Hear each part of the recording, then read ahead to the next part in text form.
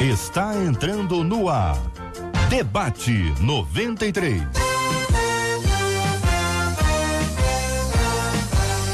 Realização 93 FM. Um oferecimento Pleno.news. Um olhar diferenciado além da informação. Apresentação J.R. Vargas. Alô, meu irmão. Alô, minha irmã. Aqui fala J.R. Vargas. Estamos de volta, começando aqui mais uma super edição do nosso Debate 93 de hoje, nessa quinta-feira, dia 28 de março de 2019. Vale com o Debate 93. 2461-0093. E-mail debate@radio93.com.br. Facebook Rádio 93 FM. Site www.radio93.com.br. Vale com 93 pelo WhatsApp 96803-8319. 96803-8319. Hoje estamos transmitindo ao vivo aqui no Facebook da 93 FM. Você tá aqui no Facebook, bom tá te vendo aqui de pertinho. Vem cá, vem participar com a gente, me dê a sua opinião sobre os temas que nós vamos conversar hoje. Você vai conhecer o nosso estúdio, vai conhecer aqui os nossos queridos debatedores, mas vai participar com a gente, porque pra gente é muito bom você estar aqui na 93 FM todos os dias, de segunda a sexta-feira nós estamos aqui, com a graça de Deus, de 11 a meio-dia com o nosso Debate 93, e hoje transmitindo ao vivo a nossa live aqui no Facebook da 93 FM. Você é bem-vindo, meu irmão. Você é bem-vinda, minha irmã. Hoje quem tá aniversariando aí, hoje dia 28 de março, tem pastor aniversariando, tem pastora, tem a esposa do pastor, tem o esposo da pastora. Manda aqui pra mim, ouvinte, a ovelhinha manda, o membro da igreja manda, os amigos mandam, manda aqui pra cá. Durante o Debate 93 de hoje, pelo nosso WhatsApp 968038319, 968038319. Você participa comigo, você me dá a sua opinião, mas você também pode mandar aqui pelo WhatsApp o nome do aniversariante ou da aniversariante também. E outra coisa muito importante, a igreja, que no final nós vamos mencionar a aniversariante, vamos mencionar a igreja e vamos orar por todo mundo no final do programa de hoje, aqui no nosso Debate 93, que você participa comigo já aqui, ó. Tá no Face, estamos ao vivo, estamos aqui na 93, estamos juntinhos aqui na melhor, minha gente. Sempre muito bom ter você aqui, ó. Você está ligado no Debate 93 com J.R. Vargas. Estou recebendo aqui no nosso estúdio a nossa diretora Andréa Maier. Andréa, muito bom dia, seja bem-vinda. Nós estamos aqui hoje numa fase muito especial do nosso som gospel. Conte para os nossos amados ouvintes. Bom dia. Bom dia a todos os nossos ouvintes ligados aí na 93 FM. Muito obrigado pela sua audiência, tá? Tudo que a gente faz aqui é pra você, tá bom?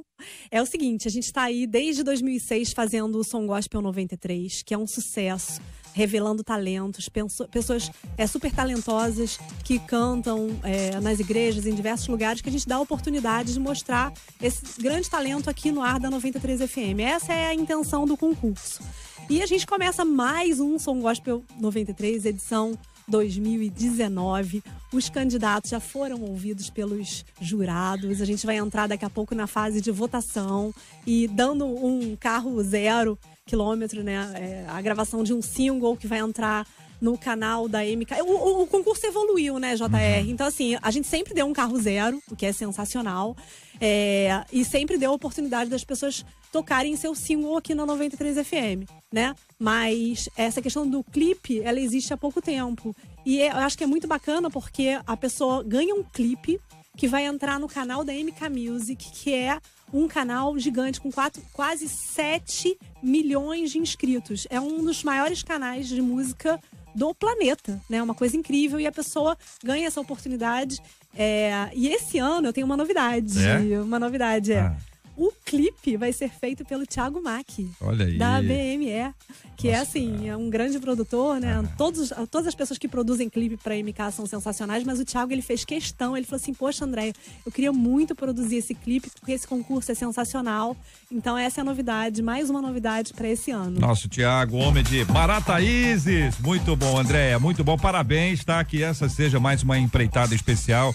Já tem muita gente aqui hoje é dia de entrevista, de vídeo, vídeo, de áudio? O que tem esse povo todo? O povo tá vindo aqui já, a gente já deu notícia, né, que eles estão selecionados pro Som Gospel. Hoje é dia de tirar foto, de assinar o compromisso. E agora é que o negócio começa. Votação, maravilha. Graças a Deus. Trazendo aqui pros nossos amados ouvintes sempre essa informação. Obrigado, André. Novidade. Conta aí, mais uma? Mais uma. Então, a gente tá aí reformulando o site da 93 FM. Em breve ele vai estar todo reformulado, muito bacana. E ele vem junto com uma promoção que vai abalar as estruturas do planeta, só digo isso. Quando? Rapidinho, estamos em testes. Muito bom, Andréa Maia com a gente aqui no nosso Debate 93. Aqui são 11h11 11h11. Bom dia para você que nos acompanha aqui pelo rádio e também pelo Facebook. É o Debate 93 com J.R. Vargas na 93 FM. Muito bem, minha gente, nós vamos aqui aos nossos temas do programa de hoje, porque é sempre muito bom ter você com a gente aqui na 93 FM. Caiu o tema. Chegou o tema de volta. Tá vendo? A gente trabalha só. Não é brincadeira não, vai para um lado e vai para o outro. Sempre ouvi em pregações que a misericórdia de Deus é infinita, mas há pouco tempo escutei de um pregador que não é bem assim que acontece não. Ele diz que se nós pecássemos voluntariamente não haveria perdão. Então fiquei me questionando até que ponto vai a misericórdia de Deus. O senhor pode desistir de uma pessoa se ela pecar muitas vezes? O que seria pecar voluntariamente? Existe pecado involuntário? O pecado premeditado pode ser perdoado? Existe algum pecado sem perdão? Vou começar ouvindo o pastor Josué Valandro Júnior. Muito bom dia, pastor. Seja bem-vindo mais uma vez aqui ao nosso Debate 93 de hoje. Bom dia, JR. Prazer estar aqui. Sempre é muito agradável e a gente aprende muito com esse debate. Por isso, você está ouvindo a gente aí, liga para todo mundo e avisa, o debate vai ser forte. Amém? Bem, quando fala a ouvinte que as misericórdias de Deus são infinitas, essa frase ela merece uma reflexão. O que quer dizer isso? Que Deus perdoa tudo? O tempo inteiro Deus vai perdoar? É isso mesmo? Então, a misericórdia dele alcança inclusive as leis que ele estabeleceu. A misericórdia do Senhor é um atributo de Deus. Esse Deus é misericordioso. No entanto, não podemos confundir misericórdia com servidão. Deus não é servo do homem. Deus define a forma de acontecer. Eu vou perdoar um filho meu o resto da vida. Meu filho, eu vou querer cuidar de um filho meu o resto da vida. Agora, nem por isso ele não vai ter sanções se ele desrespeitar a casa, se ele não cumprir as regras da casa, se ele desrespeitar minha esposa, se ele cuspir na minha cara, se ele jogar a comida no chão. Não é assim. Então a gente precisa entender que essa frase aqui é perigosa. Quando fala que a misericórdia de Deus é infinita, Deus é infinito. Sua misericórdia é infinita no sentido que ele pode perdoar qualquer coisa, ele pode abençoar qualquer pessoa. Ele está disponível para qualquer ser.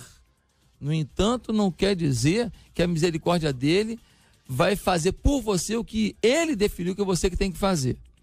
Então, quando ela escutou que o pregador disse, olha, não é bem assim, eu não sei o que o pregador disse exatamente, mas aqui ela dá uma pista, ela diz, ele disse que se nós pecássemos voluntariamente, não haveria perdão. Ora, quem aqui nunca pecou voluntariamente? Quem nunca pecou voluntariamente? Quem não sabia que estava errado, fala assim, mas eu vou fazer. Se o Senhor for nos fulminar porque nós pecamos algum dia voluntariamente, já era. Já era. Porque muitas vezes falamos, fizemos, reagimos, sabendo que estava errado, mas decidimos fazer. Mas é que eu planejei pedir perdão depois. Olha só, enquanto fica nesse caminho do que depois eu vou dar um jeitinho, não tem arrependimento. O que garante o arrependimento, o que garante o perdão é o arrependimento. O que garante o perdão não é um processo cerimonial, não é uma atitude religiosa, não é eu apenas fazer uma oração em que eu falo em nome de Jesus, amém, porque eu posso falar da boca para fora, o meu coração não está nem aí nessa oração. Então, uma pessoa pode até pecar voluntariamente e não vai ter perdão, não é porque ela pecou voluntariamente, é porque ela não se arrependeu ainda do pecado voluntário. A hora que o pecado voluntário virar arrependimento real, o perdão estará disponível, se a vida não tiver findado. Pastor Fábio Serafim, muito bom dia, seja bem-vindo. O que pensa o querido irmão sobre esse assunto? Bom dia, meu amigo JR, todos os ouvintes que estão conosco aqui. Mais um prazer estar com os irmãos. Eu penso que esse tema é muito bom e vai nos abençoar muito, porque eu acredito que ele vai esclarecer dúvidas de muitas pessoas sobre esse tema. Eu quero começar citando um versículo. Eu acho que esse tema é muito, não que os outros não sejam, né, mas ele é muito bíblico, e eu quero muito usar Lamentações 3:22, que vai dizer que o amor do Senhor não tem fim e suas misericórdias são inesgotáveis. Isso responde uma pergunta dela, que até que ponto vai a misericórdia de Deus? As misericórdias de Deus são inesgotáveis, elas não têm fim, elas não se acabam, nunca vai acabar. Então, há necessidade de a gente compreender uma vida cristã, uma vida caminhando com Cristo, a partir do Cristo que ama de forma eterna, que demonstra em todo o texto sagrado seu amor à humanidade. Estarmos aqui é misericórdia, tudo é misericórdia. A gente foi alcançado pela graça, pela misericórdia, como o pastor Valandro disse, é um atributo de Deus, e tudo, respirar é misericórdia, tudo é graça. No entanto, a gente precisa deixar muito claro de que a misericórdia e a graça de Deus não anulam o juízo que ele mesmo estabeleceu para o seu pecado. Então são coisas distintas. Né? A ouvinte faz uma colocação importante para a gente fazer uma reflexão. Deus desiste de alguém? Existe essa possibilidade de uma pessoa que peca tanto, que repete isso, que faz voluntariamente, faz de forma intencional, faz de forma premeditada, ou seja, ela trabalha com isso, lida com isso como se isso fosse uma coisa normal. E aí existe essa possibilidade de Deus desistir de alguém, e a dúvida, ela é muito importante dela ser respondida, porque muitas vezes nós desistimos de alguém, né? Nós cansamos, chega lá uma hora, eu já fiz tudo, já falei, já preguei, já briguei, já levei, fez tudo e a pessoa não quer. Então a gente diz assim, essa pessoa não quer, se essa pessoa não quiser, não tem jeito. Alguns dizem isso, outros dizem, olha, nunca desista, porque Deus, ele pode, o milagre pode ser feito. Mas quando a nossa ouvinte pergunta isso, eu trago para você exatamente essa reflexão. O senhor pode desistir de uma pessoa se ela pecar muitas vezes? É a pergunta que faz a nossa ouvinte. A mesa com a gente hoje, o pastor Josué Valandro Júnior, o pastor Fábio Serafim. Olha só, Deus nunca desiste de ninguém. Aliás, Deus é que procura o homem. Quando a gente fala assim, eu procurei o Senhor, na verdade Deus estava te procurando o tempo inteiro, você simplesmente aceitou o encontro. Dou um exemplo prático disso, que foi Paulo no caminho de Damasco, né? Paulo buscava a Deus do jeito dele. Como fariseu, ele achava que cumpria o rito religioso, cumpria os cerimoniais, ter certos dogmas, fazia dele um homem que agradava a Deus. Um dia Deus vai ao seu encontro no caminho de Damasco. É assim que acontece. Deus está o tempo inteiro nos cercando para que possamos compreender o propósito dele para a nossa vida. Então, Deus não desiste de ninguém. Ninguém. Um dia desses, JR, eu estava pregando dentro de uma penitenciária para 520 detentos da ala evangélica. 520 homens transformados. 520 homens que leem Bíblia. 520 homens que oram. 520 homens que fazem culto todos os dias. 520 homens, mas estão dentro da penitenciária. São livres e presos. Livres por dentro, porque o sangue de Jesus os alcançou, ao mesmo tempo que presos pelas grades, porque eles têm uma pena a pagar pelos delitos que cometeram. Então, que coisa tremenda é Deus não desistir dessas pessoas. Você pergunta para um camarada daquele, vem cá, você está orando para Deus tirar daqui? Sabe o que ele fala? Não vou dizer todos, mas alguns disseram, não, eu não oro para sair daqui não. Eu cometi um erro, eu tenho que pagar pelo meu pecado. Mas como é bom saber que eu estou pagando pelo meu pecado diante da sociedade, mas diante de Deus eu já estou absolvido. Bom demais, né? Que coisa linda. Então, essa pessoa compreendeu que as misericórdias do Senhor são maiores do que o assassinato que ele praticou. São maiores do que os roubos, sequestro e tanta atrocidade que ele deve ter praticado. Então, eu digo para essa ouvinte, Deus não desiste de ninguém, mas ninguém mesmo. A pessoa que eu não quero nem ver pintado de ouro, da minha humanidade, Deus pinta com o seu sangue. E é isso que nós precisamos entender. Então esse ponto precisa ficar esclarecido. Porque senão algum ouvinte pode achar o que eu fiz não tem mais jeito. Isso não é verdade. É possível que alguém de alguma forma ouça espiritualmente isso, alguém dizendo no ouvido dele, no ouvido dela, você não tem mais jeito, para você não tem solução. E esse tipo de voz que acaba se repetindo muitas vezes na mente de alguém pode levar essa pessoa, inclusive, a se afastar ainda mais de Deus. Afinal de contas, o que ela está ouvindo é isso, sem identificar que essa é uma voz trevosa, para dizer o mínimo, pastor. Eu tenho certeza absoluta. Inclusive, arrisco a dizer que tem muita gente que se afastou do caminho de Jesus e está nos ouvindo agora por causa disso. Pela uma má compreensão do amor de Deus. Na verdade, JR, se a gente for tentar alcançar o amor de Deus, a complexidade, a gente não consegue. O texto áureo da Bíblia, que está em João 3,16, vai dizer que Deus amou o mundo de tal maneira, uma maneira tão impressionante que ele deu o filho dele. Isso demonstra que ao dar o filho dele existe uma atitude de misericórdia para com a humanidade. O problema que o JR acabou de colocar aqui é que se construiu um Deus fake. Se construiu um tipo de Deus que é irreal. Da onde vem isso? Do afastamento das escrituras. Se a gente for pegar o livro, por exemplo, de Romanos, você vai ver o amor impressionante de Deus que não está afastado da sua justiça. No entanto, Deus é amor. Deus se manifesta com o seu amor, com a sua graça e misericórdia, independente de onde você está, do que você fez. Você pecou agora, acabou de me ouvir e pecou. O amor e a graça e o perdão e a misericórdia de Deus estão estabelecidos sobre você.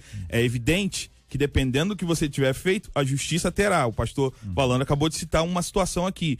No entanto, meu irmão, desfrute do amor de Deus. Não tem a ver com o que você possa fazer por ele. Tem a ver com o que ele fez por você em Jesus. Então nós temos aqui dois aspectos que vocês nos trazem. O primeiro aspecto envolve a misericórdia. Deus, ele estabeleceu a sua misericórdia, mas também estabeleceu a sua justiça. Aquilo que foi feito, ele precisa ser cumprido de alguma forma, seja a pena, seja uma pessoa que ofendeu alguém, ela pode ter recebido de Deus a misericórdia, mas ela precisa ir lá e perdoar ou pedir perdão à pessoa, interagir com ela. Não é uma coisa que zera simplesmente assim, tem que ter o processo de reconciliação, de restauração, de relacionamento, etc. Aí surge uma outra dúvida, que é o seguinte: muitas vezes a própria pessoa é quem tem a maior dificuldade para se perdoar. O próprio indivíduo carrega na sua mente, no seu espírito, esse tipo de problema, criando para ele mesmo uma dificuldade enorme para poder sair disso, para viver a vida dele. E você tem também um outro aspecto comum demais, é que Deus perdoa, mas algumas pessoas não. E essas pessoas trazem isso à mente e gostam de falar, e apontar dedo, e contar caso. Pastor Fábio, essa dificuldade parece-me ser uma dificuldade de muita gente. Sim. Eu acredito, JR, o texto bíblico de Gênesis vai dizer, a partir do mandato cultural, que Deus diz para o homem, sejam férteis, tenham filhos, dominem sobre as aves do céu, sobre os peixes do mar. Deus criou o homem para exercer domínio. O pecado deturpa a grande comissão e faz com que o homem não tenha mais domínio sobre nada, até mesmo sobre si, sobre suas emoções, sobre o seu pensamento. A gente faz atendimento o tempo inteiro e a gente vê pessoas que falam, cara, fiz coisas sem pensar, quando eu vi já estava lá. Por quê? Porque perdeu o domínio sobre si. Quando reconectamos o homem, quando o homem é reconectado a Cristo, essa restauração acontece. Então eu te responderia que essa pessoa que de alguma forma foi perdoada por Cristo a partir do amor eterno, o amor ágape dele, mas não se permite ser curado disso, é que ainda não compreendeu as suas emoções e, sobretudo, o chamado de Jesus a partir da grande comissão. Você precisa, em Jesus, exercer domínio sobre si mesmo a partir da palavra de Deus. Então é declarar para si mesmo, como Davi fez, por que está se abatendo a minha alma? Já parou para perceber Talvez se eu visse Davi na minha frente falando isso, eu ia chamar ele de maluco. Por que se abate a minha alma? Ele está dizendo para ele mesmo que as minhas convicções não são maiores do que aquilo que Deus diz sobre quem eu sou. Eu acredito que a palavra desconstrói coisas. E eu acredito que o amor e a misericórdia de Deus estão para desconstruir, inclusive, a nossa mente cabeçuda que acha que a gente é capaz de conquistar alguma coisa em Deus. Vamos pensar um pouquinho nos grandes homens do Velho e do Novo Testamento. Vamos pegar a figura mais emblemática do Velho Testamento. Quem seria? Moisés. Moisés é a figura mais emblemática. É o cara que fala com Deus cara a cara. É um negócio absurdo. Ele sobe numa montanha e mais ninguém pode subir. Se subir, morre. Só ele aguenta aquela graça de Deus. Então, não tem ninguém igual a ele. Qual é a história dele? Um assassinato, um destempero, uma oportunidade de influenciar o reino do Egito a favor do seu povo, ele joga tudo fora. É um fracassado. E agora está com 80 anos. É quando Deus o levanta, para que ele venha e seja o grande resgatador do povo. Dá uma olhada no Novo Testamento. Quem é a figura emblemática tirando Jesus? Que Jesus não tem como... É o concurso, né? Quem é a figura mais emblemática? Paulo. Paulo escreveu quase que metade do Novo Testamento aí, é uma figura que entre os gentios foi ele que foi o grande proclamador. Dá uma olhada na história dele. Camarada duro, camarada insensível, um homem que nem Estevão, um homem que cuidava dos órfãos, cuidava das viúvas, um homem adepto das questões sociais, foi morto aos pés dele. E Deus transforma ele no apóstolo mais determinado que a gente já viu em todo o Novo Testamento. Pega Tiago, capítulo 5, você vai ver uma afirmação sobre Elias. Elias é um homem que influenciava no tempo. Para de chover, volta a chover. É um homem que foi ao céu num redemoinho. Ele é um homem que não viu a morte. Olha que coisa louca. Aí diz o texto que ele estava sujeito às mesmas paixões que todos os homens. Então a Bíblia está o tempo inteiro revelando os fracassos, as limitações, as pendências na vida dos seus heróis, justamente para eu saber, o pastor Fábio saber, o JR saber, JR pessoalmente precisa saber mais ainda, né, com essa barba dele, tudo, né? Que nós temos jeito, olha. Tem jeito pra gente, senão eu paro. Não, eu paro. E tem jeito pra gente, a misericórdia dele nos alcança sim.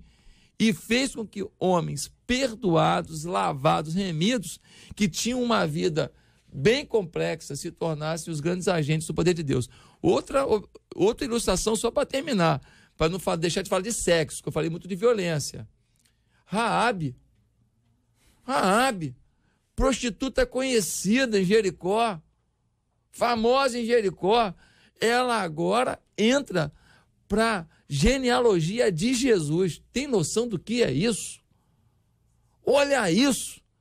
Olha o que o Senhor faz para mostrar que a graça, a misericórdia dele alcança todo tipo de gente, desde que haja arrependimento sincero. São 11h28 aqui na 93 FM, vários ouvintes participando com a gente está transmitindo hoje aqui pelo Facebook, uma audiência maravilhosa. Muito obrigado, gente, muito obrigado pelo carinho da sua audiência, por compartilhar, é muito importante que você faça isso, está assistindo, compartilha, comente, curta, muito obrigado pela sua participação aqui. Uma de nossas ouvintes, ela cita aqui, inclusive, há uma mistura muito interessante na fala dela e no nome dela. Normalmente eu trago aqui os nomes com muito cuidado com relação à exposição, mas é a nossa ouvinte Mércia, e ela fala: não é por causa da misericórdia de Deus que nós vamos brincar com esta misericórdia.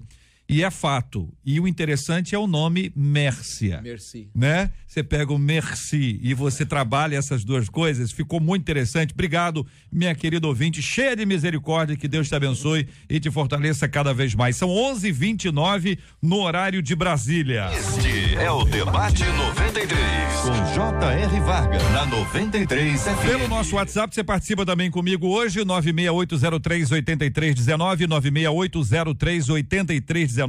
Sua participação com a gente aqui é muito importante para você também trazer a sua opinião. São casos complexos que nós vamos entrar aqui agora. Esse aqui é um assunto que eu vou te dizer o seguinte: olha, eu não gosto de tratar sobre esses temas. Eu vou dizer que assim, eu tenho muita dificuldade, que eu acho de uma violência, mas a gente tem que encarar, a gente tem que enfrentar. A igreja não foge de briga, tá entendendo? A igreja não foge de dificuldade, a igreja tem que analisar. E, por exemplo, esse caso que talvez você que esteja acompanhando a gente já tenha conhecimento dele, mas a gente vai pedir aqui ajuda aos nossos debatedores e a você que está nos acompanhando, que respostas tem o evangelho para isso, tá bom? A pergunta é essa, que respostas tem o evangelho para isso? Uma menina de 12 anos, ela foi estuprada no último dia 4 durante o carnaval. Ela isso tudo aconteceu numa casa abandonada no Morro do Carvão, em Itaguaí, na região metropolitana do Rio. E ela foi estuprada por aproximadamente 11 homens. 11 homens. Segundo a polícia, os acusados têm envolvimento com o tráfico de drogas. A menina aproveitou que os pais não estavam em casa e saiu escondida para um baile funk. Ela declarou ter bebido e, segundo relatos dela, tomou um golpe, ela foi imobilizada e levada ao chefe do tráfico para ser abusada por ele e pelos outros homens. Um dos acusados de cometer o crime tem 19 anos, ele foi preso e outros 3 já foram identificados pela polícia. Como é que a gente sabe disso? Porque tem coisas que acontecem em determinados lugares que a gente não sabe, não tem conhecimento, não chega a gente a informação. A gente sabe disso porque a família tomou conhecimento disso. E a família tomou conhecimento disso a partir de vídeo.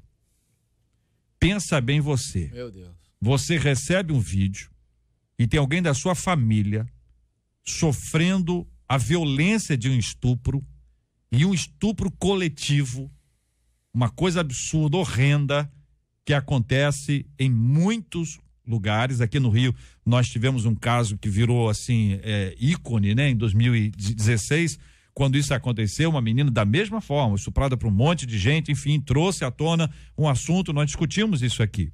Mas esse episódio é agora, é recente, é desse ano, é de alguns dias atrás. Eu quero ouvir a opinião dos meus queridos debatedores e a pergunta que eu faço é: que respostas tem o evangelho para uma situação como essa, que não é carioca, ela é brasileira e ela é mundial? Vocês sabem disso, na Índia eles têm um negócio absurdo, muitas vezes a menina entra no ônibus e todos os caras dentro do ônibus vão lá e estupram uma menina. Assim, um caso assim que ficaram horrendos, tanto que virou crime hediondo em vários cantos do mundo por conta desse absurdo. Bom, que resposta tem o evangelho, debatedores? Primeira questão que eu queria levantar é a nossa definição de cultura. Acho que é a primeira coisa que a gente precisa pensar, porque existe um estigma que a esquerda tenta colocar de que funk, isso, aquilo outro, é cultura. Calma aí, cultura, o balanço do funk, o ritmo do funk, mas conforme a letra do funk deixa de ser cultura. Tem um funk que está sendo cantado por aí que fala que a novinha tem que se roçar no cara do fuzil. Então, quando o nosso governo, quando as autoridades permitem que isso seja tocado num baile funk, o que está sendo incitado na cabeça dessa juventude toda? O que a gente está promovendo? A gente está catequizando para o mal, sim, na nossa barba, e vem chamar de cultura.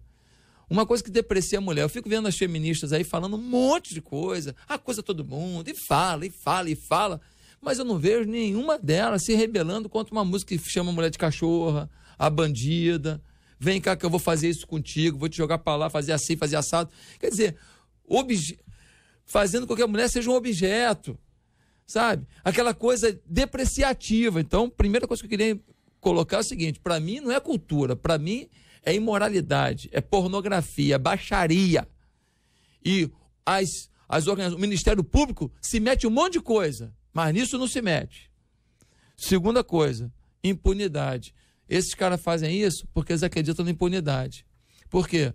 Porque, infelizmente, nós não damos à polícia o respaldo, a dignidade, o acompanhamento devido, e a polícia, muitos acabam se corrompendo realmente, e aí os caras fazem acordo com os caras do tráfico e fica por isso mesmo. Eles acham que não vai dar em nada, a ponto deles se exibirem numa rede social, na internet, para provar aí o que a gente faz. Pelo amor de Deus! Aí vem o Sérgio Moro, traz agora aí um monte de dicas contra o crime. Aí fica Rodrigo Maia, presidente da Câmara, dando opinião, não sei o que lá. Como Como se fosse uma coisa do Sérgio Moro. Não, é da população, nós é que queremos. Não é ministro não, nós é que precisamos. Enquanto não tiver um freio nesse negócio, nós vamos ficar em dificuldade. Aí vem a resposta do Senhor. Qual é a resposta do Senhor? Para quem abusou e para quem foi abusado, a misericórdia existe. Quem abusou tem que pagar pelo crime. Tem que ser preso. Tem que mofar lá o tempo que a lei determina, sem sombra de dúvida. É hediondo esse crime. É hediondo. Mas Deus não desiste deles. Eles podem se arrepender, mudar de vida. Aí alguém diz assim, aí é fácil. Não, não é fácil não, querido. Não é fácil não, porque quem se converte mesmo, saber que fez um mal assim para outra pessoa, é uma dor. É uma dor. É um confronto consigo mesmo, que não é todo mundo que está preparado para ter. Então, a misericórdia alcança. E para essa menina, o que eu diria para essa família?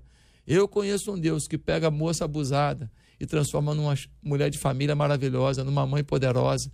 Eu conheço um Deus que pega uma mulher abusada, como a ministra Damares, e transforma numa profetisa desse tempo. Que trabalho que essa ministra está fazendo.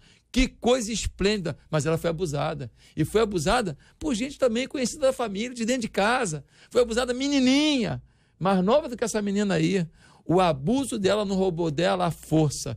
O abuso dela não roubou dela a esperança. O abuso dela não roubou dela a fé. Então, eu digo para essa família, nós vamos orar por vocês. Nós vamos orar, Deus vai dar uma nova caminhada para a sua menina, para essa menina preciosa. Eu acredito que, de alguma forma, essa pauta também passa pelos pais.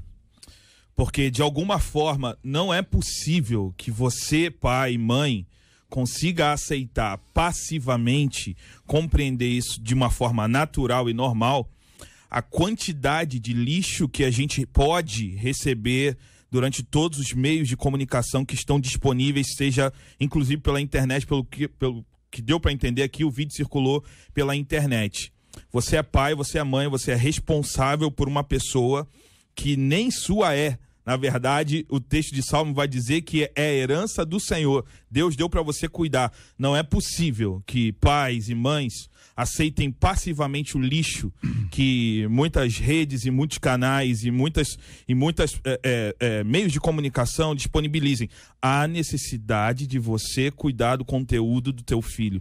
Há necessidade de você guardar e zelar pelo ensino que ele está recebendo. Por quê? Porque você evita uma gama de problemas. Isso pode ser feito e deve ser feito à luz da Bíblia. Isso precisa ser feito para que nós tenhamos uma restauração cultural, como foi dito aqui. Se você estudou um pouco sobre as esferas da sociedade, não tem como você imaginar que de alguma forma esse conteúdo está sendo recebido pela população de uma forma muito simplificada. Há uma orquestração satânica. O que a gente está falando aqui, o que o pastor falou aqui, espiritualmente dizendo, há uma orquestração satânica. Nós precisamos de alguma forma nos posicionar, utilizar todos os canais, todos os meios que nós temos para cuidar daquilo que Deus tem nos dado. E paz, há uma responsabilidade sobre nós. Queria muito dar essa ênfase, porque senão a gente pode tratar de várias outras questões e se esquecer da questão primária, que é o cuidado dos pais. É muito importante que a gente venha a pensar em algumas coisas simples. Vou dar um exemplo bastante simples. Nenhum de nós deseja que os nossos filhos sofram algum tipo de afogamento, por exemplo. A gente não quer que o nosso filho passe por um rio e se afogue. A gente tem que tomar cuidados. E alguns desses, eles envolvem não entrar no rio, envolve entrar no rio até aquela parte, envolve entrar no rio somente acompanhado. A gente tem que ter cuidados especiais, são coisas práticas. Estou dando um exemplo prático, né? Para você imaginar, para você identificar isso, que a gente precisa fazer algumas coisas. Mas é verdade também que nem todos os pais conseguem, porque às vezes são muitas pressões, a batalha é muito grande, pais não têm dias fáceis, né? Ultimamente os pais estão tendo dias bem difíceis, mas a gente precisa estar nessa recomposição, renovação de forças, pedir ajuda.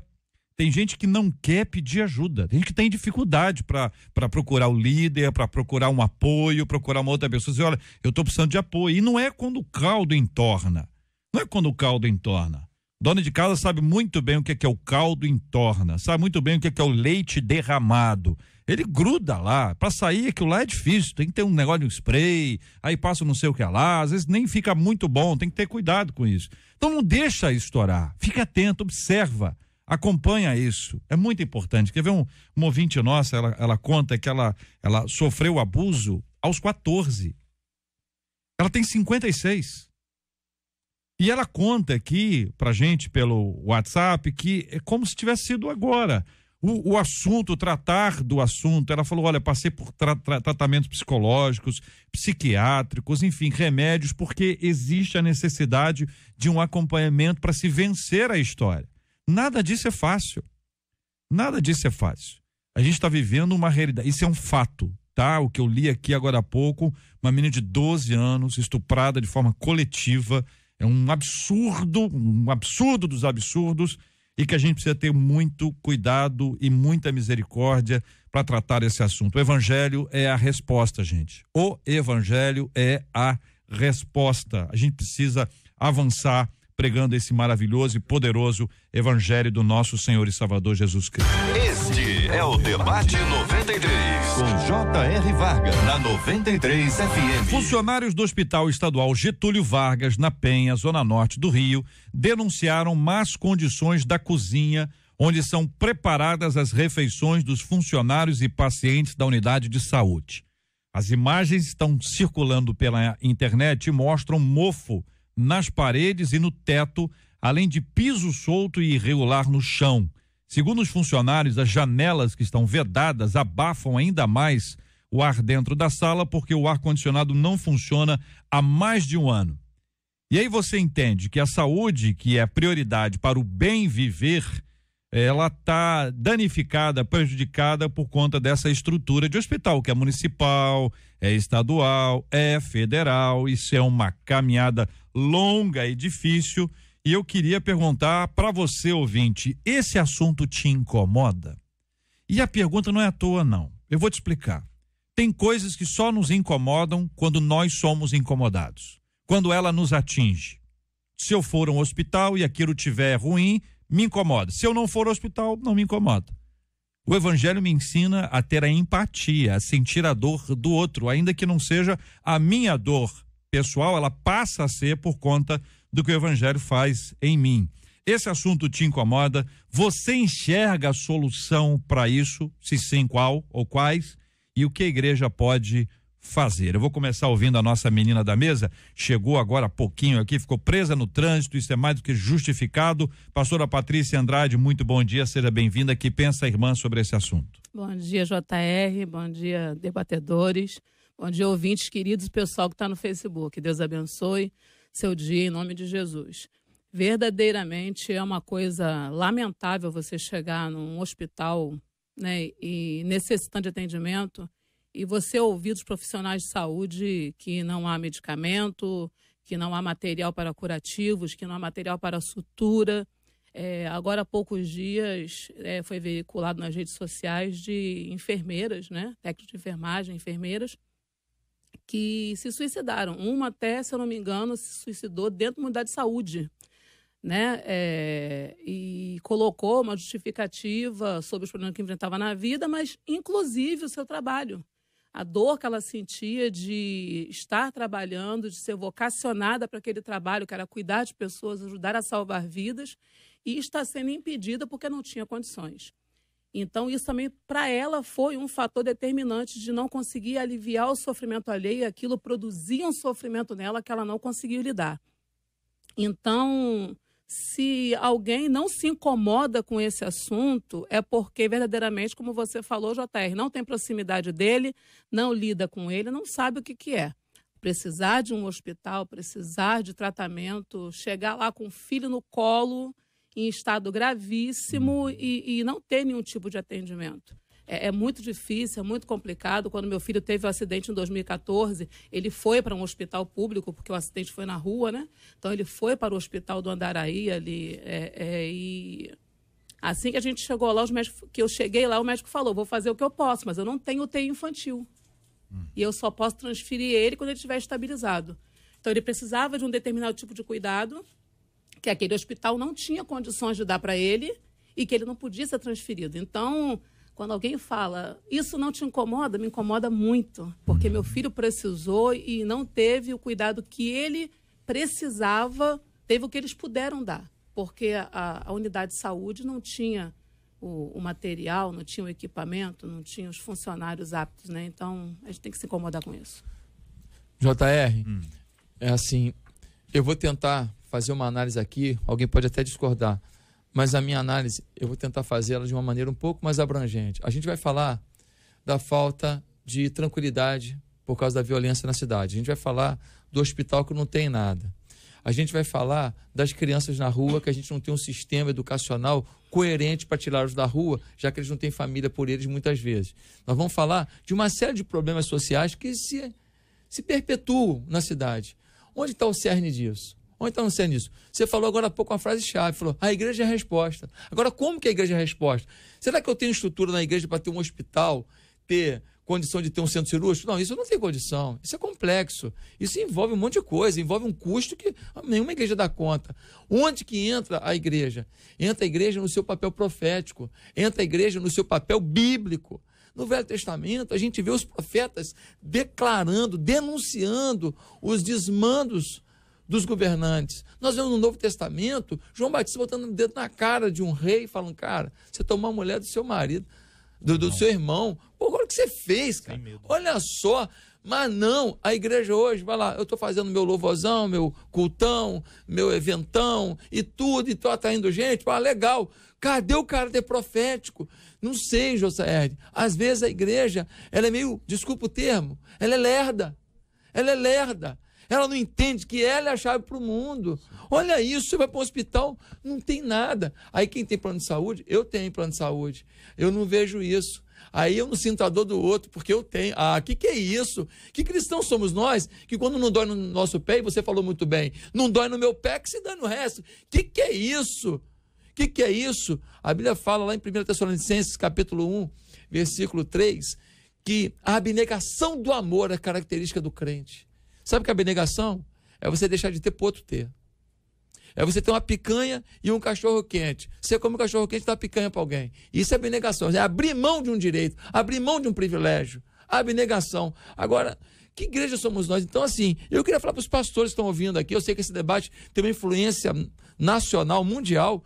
Pastores, nós precisamos ensinar o nosso povo sobre cidadania. Estão catequizando os nossos filhos nas universidades, estão falando mentira para a nossa sociedade, estão dizendo para o pobre que ele é inimigo do outro, estão dizendo para o negro que ele é inimigo do branco, estão dizendo para a menina que ela não é menina.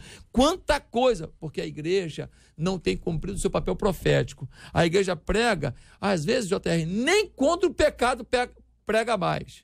É só culto da conquista, culto disso. Não sou contra, não. Também sou a favor do culto da vitória, da conquista, do arrebatamento, do avivamento, tudo isso. Mas o evangelho também é cruz. O evangelho também é cortar na carne. O evangelho também é ser firme, radical com os princípios da palavra. Jesus está voltando e muita gente boa que está pregando, não está pregando o evangelho do reino. Não está pregando o evangelho do reino. E vai ficar. E vai ficar. Mas ele arrebatou multidões, mas ele mesmo não se converteu, porque ele pregou a aguinha com açúcar, ele mesmo não tinha convicções no seu coração, ele gostava daquele negócio todo, mas ele não gostava de servir a Deus em essência e em verdade. Gente, nós precisamos resgatar isso. A corrupção está tomando tudo, está roubando tudo. Agora libertaram um ex-presidente. Libertaram, sabia que iam libertar. Qual é o estudo do Ministério Público? O estudo é que há 40 anos esse homem dirige uma organização criminosa, que eles desviaram 2 bilhões, 1 bilhão e 800 milhões, mas ele vai pra rua. Aí o cara da favela vira pro menino e fala assim, tá vendo aí, não tem jeito não, cara, toma arma aí, toma droguinha aí, toma não sei o que lá aí, vamos lá. Nós precisamos amar a todos, mas ter uma voz profética. Eu acho que durante muito tempo se pregou que metanoia era aceitar Jesus. Você aceitou Jesus, você passou pelo processo de metanoia. E, biblicamente dizendo, eu não compreendo dessa forma. Metanoia é muito mais profundo do que isso. Passar pelo processo de metanoia é ter uma transformação da sua mente e começar a enxergar o outro, a si mesmo e o mundo ao seu redor de forma diferente, cristocêntrica. O que a gente está vendo é um estado caótico. Esse hospital em especial, ele é terrível. E tudo está descrito aqui, acho que é até pouco porque, enfim, a gente é pastor, a gente acompanha, vai para o hospital e tudo mais, e eu acho que nós passamos por um processo de emburrecimento de verdade. A igreja que era chamada para fora, eclésia, se trancou dentro de 4 paredes e não interfere na cidade e não influencia a cidade. Então acho que de fato a gente precisa se posicionar como cristãos. Também acho que a metanoia vai te levar a uma nova postura quanto a colocar novos líderes na nação. O que aconteceu agora nesse último ciclo foi histórico. A transformação que a gente viu nos líderes do mundo, no Brasil todo, demonstra para nós que algo está mudando. A gente precisa de alguma forma acreditar que vai rolar uma restauração nesse processo. No entanto, eu acredito muito que também passa por nós quanto ao processo de votação, escolher bem, votar bem, porque não tem jeito. No fim das contas, nós temos a culpa de um estado caótico que está hoje, essa questão da saúde e da educação, porque votamos mal. Acho que a gente está restaurando isso, mas eu acredito também que a igreja tem o seu papel e que precisa cumpri-lo com mais excelência. Tem muita coisa para fazer, hein? Tem muita coisa ainda nesse processo mencionado agora. Tem muita coisa para ser feita. A gente, por exemplo, sabe que quem anda de ônibus, quem anda de metrô, quem anda a pé, quem anda de carro, todo mundo está andando por aí, você precisa de um transporte. Saúde, educação, segurança, são temas sempre repetidos. Qualquer um sabe que esses temas vão e voltam, vão e voltam, vão e voltam. A gente precisa ter uma dinâmica de um processo de longo prazo. Nosso olhar imediatista está cada vez pior. A gente conseguir pensar a médio prazo já é um milagre, porque normalmente o que a gente pensa é uma coisa de curtíssimo prazo, fruto do nosso imediatismo. Não estou dizendo você não, ouvinte, estou dizendo que nós, a cultura, o ambiente onde nós estamos conectados a isso. Um problema hoje não se fala mais, Brumadinho já foi. É verdade. Entendeu? Acabou, não existe, acabou lá, problema zero lá. Problema não tem, a gente às vezes esquece a dor que está acontecendo e existem dores acumuladas. Dor é uma coisa cumulativa. Hoje nós estamos discutindo, falando, a rádio tem dado um apoio muito grande para se buscar recursos para alcançar Moçambique. É uma coisa urgente, é uma calamidade, é uma coisa absurda. O povo de Moçambique, anteontem nós entrevistamos aqui o missionário lá no local, contando, descrevendo. E eu disse para ele, cara, descreva aí, eu quero imaginar a cena aqui, porque é rádio, a gente foi imaginando. É muito difícil. A dor está muito grande. Então, a participação de cada pessoa no processo é fundamental desde a criança em diante. E tem certas coisas que não tem volta. Eu posso ir para uma rua onde o ônibus não passa. Problema de transporte. O que eu faço? Eu volto para casa, eu vou para um outro lugar. Resolve. Você pode ir para uma escola em que hoje não teve aula. Choveu dentro da escola, a escola estava muito quente. O que você faz? Você fica do lado de fora, vai para cá, volta para cá. Agora, a saúde não tem volta. Segurança não tem volta. São coisas, assim, que são muito complicadas. Por exemplo, um ouvinte diz, a minha filha faleceu aos 24 anos porque não tinha recurso no Carlos Chagas, hospital Carlos Chagas, não tinha medicação, ela estava com leucemia aguda e isso, mês que vem, diz aqui o ouvinte, vai completar 2 meses.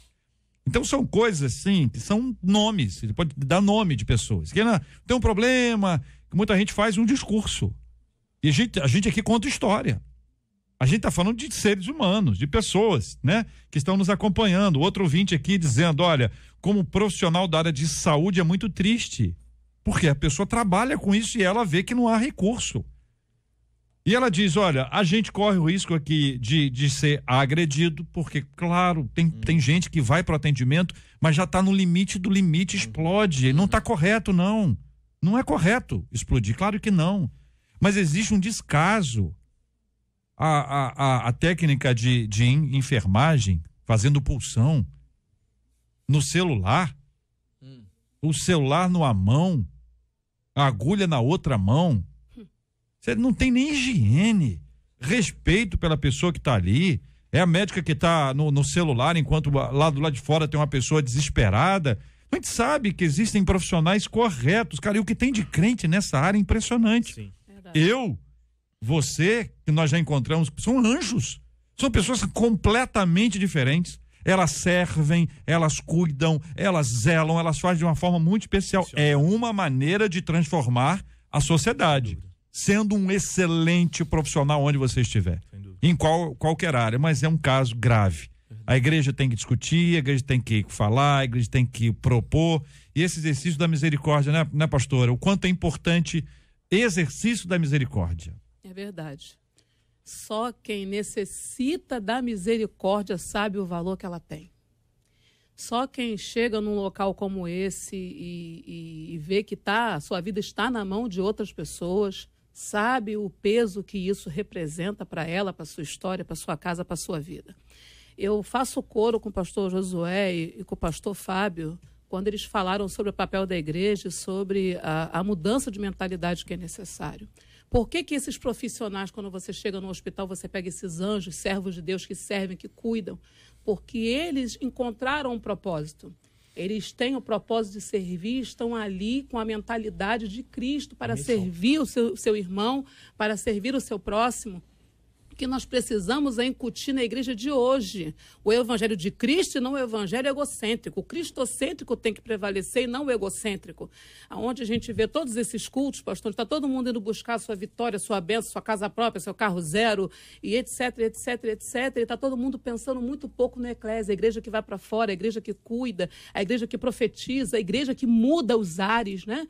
Então, essa é a função da igreja de hoje, da liderança de hoje, em ensinar os crentes, os filhos de Deus que já estão dentro da casa espiritual, a obter essa mentalidade, e aos que estão chegando também a obterem essa mentalidade do serviço, do amor, do cuidado, do cortar na própria carne, porque esse evangelho que estava aí de 20 anos atrás, do só eu que recebo, eu que quero, é complicado. Olha, queridos, eu quero agradecer aqui a fala de cada um e quero deixar aqui um desafio. Prefeitos, dialoguem. Governador, receba os prefeitos. Não dá para ficar com troca-troca, negociações, esquema político. A gente tem que ter um basta. É como se fosse uma trégua. Uma coisa que é impressionante que tem em guerra tem trégua. O cara tá matando, jogando bomba, míssil, foguete, canhão, tá jogando. Aí tem uma trégua. No período da trégua, entra lá o Médico Sem Fronteira, entra as ações, as instituições vão lá, pegam as pessoas, levam para os hospitais. Há uma trégua. Pra não morrer ninguém mais. É incrível. Numa guerra, há trégua. Mas na política não tem trégua. A política é um bate daqui, bate dali, bate daqui. A gente precisa, o Rio de Janeiro precisa, nosso estado precisa, outros estados precisam. Gente está acompanhando a gente no Brasil inteiro, fora do Brasil, dizendo assim, olha, a gente precisa disso. E é necessário que a gente tenha um ponto onde a gente possa parar e dizer assim, vamos ver o que pode ser feito de verdade, porque existe boa intenção em muita gente hoje. Tem muitos líderes hoje bem intencionados. Então a onda, a hora, a oportunidade, o momento é isso. Quero agradecer o carinho da sua audiência, a participação dos nossos queridos ouvintes com a gente aqui no nosso Debate 93 de hoje, transmitindo pelo Facebook. Tá no Face, tá acompanhando? Obrigado, hein? Que audiência maravilhosa. Deixa eu falar olhando pra você, que audiência maravilhosa que você nos deu hoje, está nos dando ainda. Muito obrigado. Continue com a gente aqui na 93 FM sempre. O debate acontece sempre de segunda a sexta, entre 11 e 12 horas. Já está aqui atrás, você está vendo aqui na nossa câmera o Gilberto Ribeiro, cumprimentando os nossos amados. Lá, cá. Isso. Cumprimentando os nossos queridos e amados ouvintes. Que bom ter o Gilberto aqui com a gente também já no nosso estúdio. E parabéns aqui aos aniversariantes de hoje. Aqui hoje é aniversário do pastor Roberto Maciel, da Igreja Deus Restaurando Vidas de Niterói, pastor Paulo Menezes, da Assembleia de Deus Ministério Águas Purificadoras de Aroeiras, pastor Rogério Rangel, da Assembleia de Deus de Vila Pauline, pastora Lena Abel, da Igreja Pentecostal Tempo de Colheita, Itaboraí, pastora Patrícia Tavares, da Igreja Semeando a Fé, em Campo Grande, pastor Varcenil da Silva, da Assembleia de Deus em Deodoro, lá no campo de Marechal Hermes. Para todos esses queridos aniversariantes, pastores amados que foram mencionados por membros das suas igrejas, o nosso carinho, a nossa gratidão. Que Deus abençoe muito a sua vida. Nós vamos orar por vocês e pelas igrejas já aqui no nosso Debate 93. Vamos agradecer a pastora. Pastora, obrigado. Que Deus abençoe muito a querida pastora Patrícia Andrade. Deus abençoe sempre, pastora. Eu que agradeço, Otair, o convite. Foi uma alegria, né? Poder estar aqui mais uma vez. É sempre uma honra. Deus abençoe a cada um dos nossos ouvintes, pessoal que está no Facebook conosco. Deus abençoe. Pastor Josué Valandro Júnior, muito obrigado, meu irmão. Forte abraço. Forte abraço, JR, forte abraço, pessoal. Foi um prazer estar aqui com você.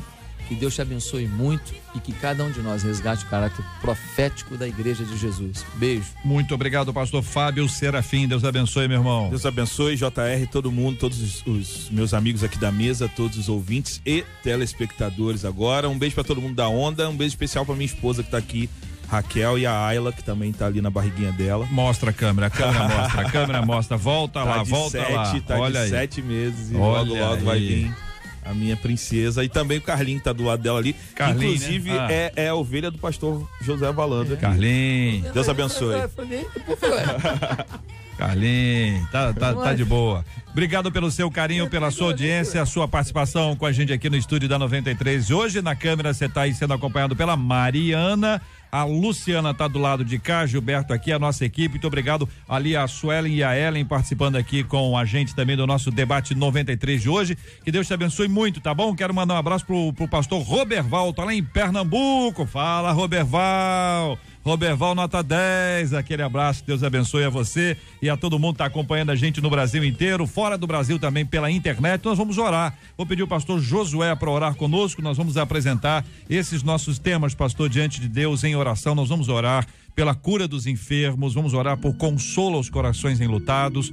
Nós temos orado por esse assunto há muito tempo, todos os dias, e tem sido um privilégio muito grande ouvir as pessoas orando, acompanhando, intercedendo, clamando ao Senhor. Vamos orar pelos assuntos que nós discutimos hoje. Nós falamos sobre uma menina de 12 anos estuprada de forma absurda. Precisamos orar por ela, pelos seus pais, né? Precisamos orar também por esses abusadores. Eu acho que para muita gente é difícil essa oração. É uma oração pesada e difícil. Mas a gente tem que pedir a Deus que tenha misericórdia, que alcance, que transforme essas vidas. Nós ouvimos essa fala hoje aqui dos pastores, precisamos trazer isso como uma responsabilidade. Olha, eu vou dizer para você, eu sei que isso é difícil. Nós vamos orar também, minha gente, pela questão da saúde. Nós conversamos isso aqui. Tem gente que está ouvindo a gente agora, que está num corredor de hospital.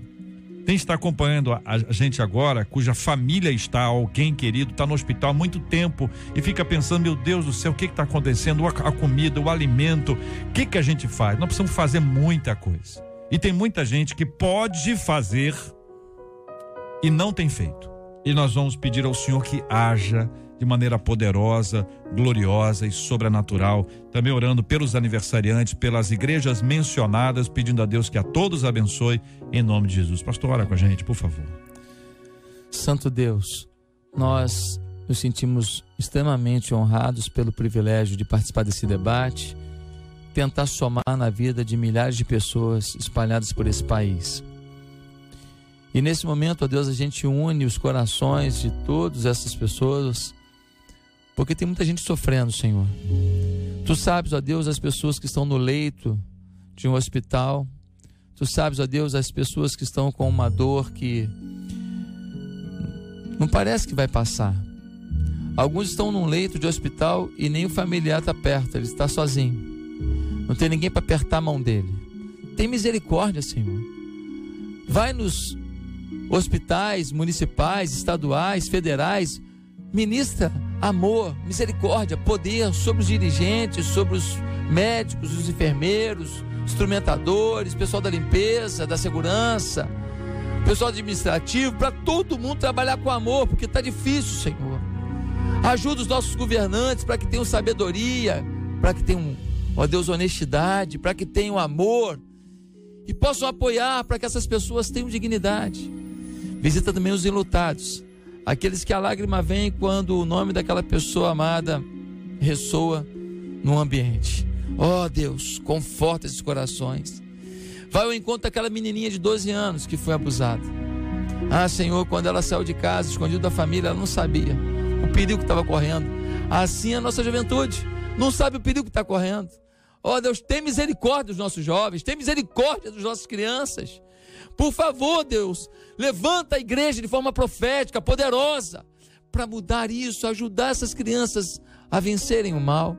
Consola aquela menina e faz dela uma mulher de Deus, faz dela uma ganhadora de almas, faz dela, quem sabe, uma missionária. Deus, transforma essa dor em puro amor e vitória. Consola a família, consola cada pessoa que chora nesse momento.